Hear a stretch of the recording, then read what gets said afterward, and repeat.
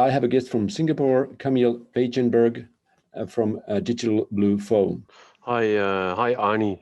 Thank you for having us. And I'm Camiel Weijenberg. I'm the CEO of Digital Blue Foam, and we are based in Singapore, and we focus on the early stage design process for buildings and urban districts. And we emphasize on sustainability, and we make our tool available for students and professionals and enterprise account clients, actually all over the world. And we drive that with a lot of data and just cloud computing. But we fuse that with the usability of people and their experience. And we do that in a very simple to use online tool. What inspired you to start up the company? 8 years ago, I came to Singapore to set up a architecture studio, and we quite quickly got quite a lot of work throughout Asia, which is super exciting. But at the same time, I was teaching at the Singapore University of Technology and Design, which at the time was affiliated to MIT. And there I met Sejal, and as I was running the design studio, we were also getting inquiries in Indonesia, in Malaysia, and some other countries for projects which were actually enormous for our studio at the time. I think we were eight people, and we were getting huge sites, and people were asking for, can you design a tower by next week? And we just want to present it to the board. And then I'll go, well, what information do you have, right? What is the plot size? And they go, well, it's there, and we have not that much information, and we base our decisions on sort of past experience.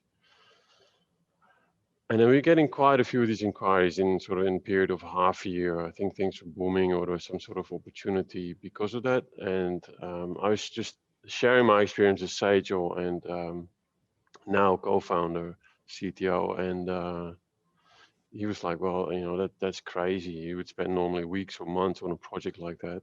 I was like, yeah, it is crazy, but we're doing all these fun things in Grasshopper with our projects at the design studio. Can we just do something amazing with that and make that available for more people, or even make it available for clients?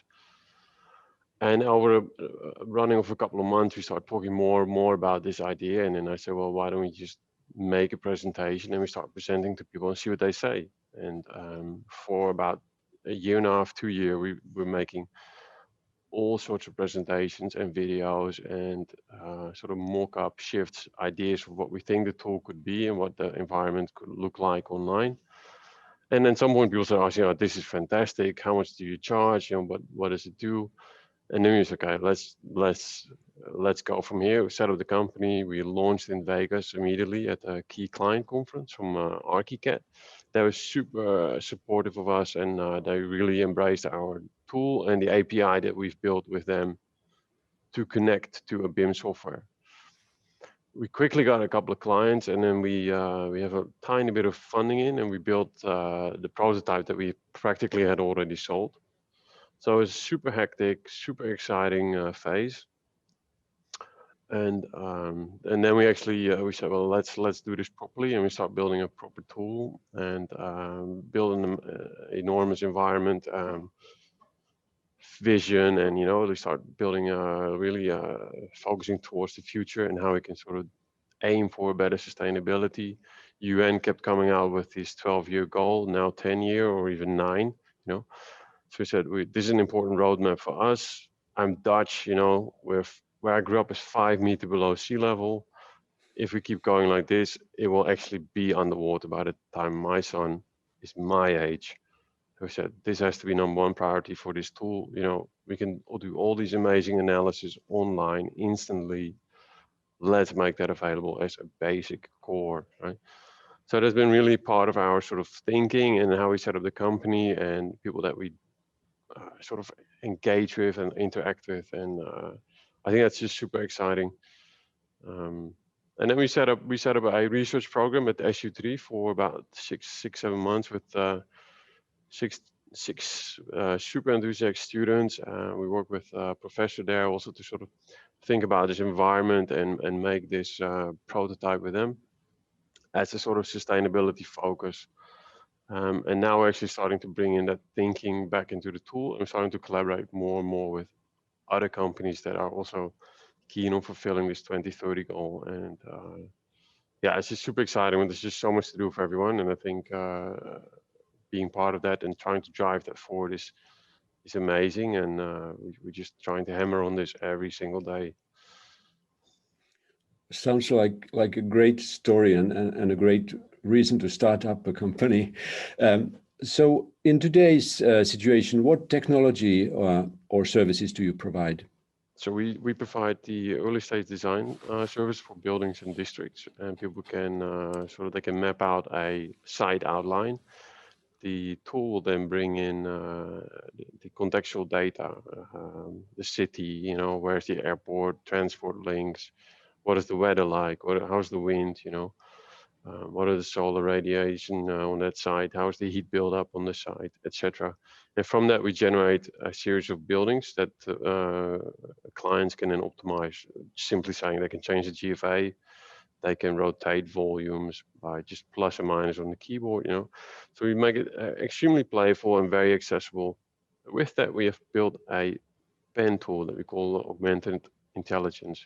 So people can sketch on the site like you normally used to do, right? And then the tool is assisted with sort of cloud computing, and it will then generate this insane amount of buildings. And it's just super exciting what you can do and all the things it generates. And you can just compare it instantly. It's just fantastic. And being so playful and easy to learn, I think is what makes it so exciting, actually. So this is a cloud computing solution. Yeah, totally. We're only online. You just need to log in. You don't need to install anything. You can just go from there immediately. Okay. So who are your customers? So we're currently because we're actually quite small still, right? We are between around 10 people, and we focus on enterprise account clients. We start collaborating with a couple of universities in Singapore and in Europe. So we're just testing out how these test sort of exercises can work with them. And from there, we sort of start to work towards our future goal of opening up the tool for SaaS and even student accounts. So right now, we're working only with the enterprise accounts clients in Asia and South America. And with that, we build sort of almost custom technologies for them that we then also make available for our sort of community. So you are co-developing with your customers? Yeah, we have weekly, bi-weekly discussion with our customers. We do internal reviews, internal competitions. We sit down with them, we record everything they do, and they notice, of course, and we just really are open with them what we're developing and what our goals are as a company, and also that really engaging them in those goals and trying to drive that sustainability forward. What do your customers value about what you provide? So I think what they really like is the sort of accessibility. You don't need 2 years to learn it. You can pretty much learn it in half an hour, I'd say. Or even if you don't use all the components, you can be up and running in a couple of minutes. Our onboarding tool, for instance, is I think 4 steps, which takes you 2-3 minutes. That gets you going. And that is one of the things that is super important. And for our customers, the sustainability is just a press of a button. We know your location, and because of that, we know all the data, we know the building that you've already designed. And from that, we can then show you all these sustainability outcomes and goals. Do you have a favorite example of how your technology has helped a customer? Yeah, so in South America, we have a customer that deals only with social housing. They're trying to optimize it, of course, for a particular efficiency, right? But we're also trying to help and show them that we can maybe change some of the configurations, play maybe more with the heights in some places, and other places open up sort of that field so there's more open and closed spaces. And then, of course, walkability is super important. You know, of course, everyone has heard of the 15-minute city. But within that, there's a lot more to do, of course, that you can break down in large plots. And I think that's really exciting that we are sort of in South America, where maybe the data is not that rich, but yet there's enough for us to work with and to also help on these social housing developments. What is the best thing anyone has said about your technology?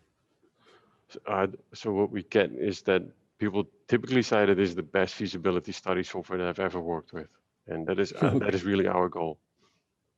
Very good. Yeah. So as a new business, what are the biggest challenges you're facing? Well, the biggest challenges, of course there are many. I think all we can sort of plan for and overcome. I think one is really important is that we sort of contain the excitement within the team and the tech development, and that we sort of make sure that we are all on the same page and making sure that we're developing what our clients want. Because sometimes you can develop something that is super exciting and it sounds amazing and it works amazing, but nobody will use it or nobody has an interest in it because it's just not in their mindset for their demand for their working method or how they work, or so aligning that with the reality of how sort of the community works and what we think is exciting, that is really important, and that is a big challenge. What are your plans for the future? So our plans for the future are very much to start incorporating more sustainability solutions. So currently we're talking to universities on timber in Switzerland and in North America, where we start to analyze how we can make use of timber and make that part of the generative design algorithm and optimize buildings accordingly. With wood, you can't do everything, but you can say, well, we can look at certain elements, or we increase the amount of elements and the type of elements that are made out of wood and timber to see if we can make the impact on the environment less or even minimal, right? And I think that is really exciting for us. As soon as you get into wood, you get into digital fabrication and off-site manufacturing, and I think all those things are the future. And for us, really important to start incorporating as we grow and as we go further. But we've purposely started with the initial design stages because that's something that everybody has to tackle, and that's where most of the sustainability gains can be made. Well, yeah, we have a very clear roadmap of how we want to go forward, but we make sure we align it with our customer needs. And where can our listeners and audience find Digital Blue Foam? so the Digital Blue Foam, digitalbluefoam.com. Blue foam, maybe it's good to explain where the name comes from, because we focus on early stage design. Most architects know blue foam as a sort of early massing model where you can do very quick, playful, and easy. So we just follow through with that, and we call it Digital Blue Foam, and that is our platform. Yeah, that was a good. As straightforward as it is. That is a very good analogy. So if anyone wants to contact you directly, how can they do that? So we have a Camiel at digitalbluefoam.com. It is CAMIEL at digitalbluefoam.com, or hello at digitalbluefoam.com, or you just go to our website, and there are numerous buttons to hook up with us. Well, Camiel, it has been a pleasure talking to you, and thank you very much. And I'm sure we'll follow up on your progress in the future. Yeah, we'll stay in touch, and thank you again for having us, and super exciting to be in touch with you in Finland.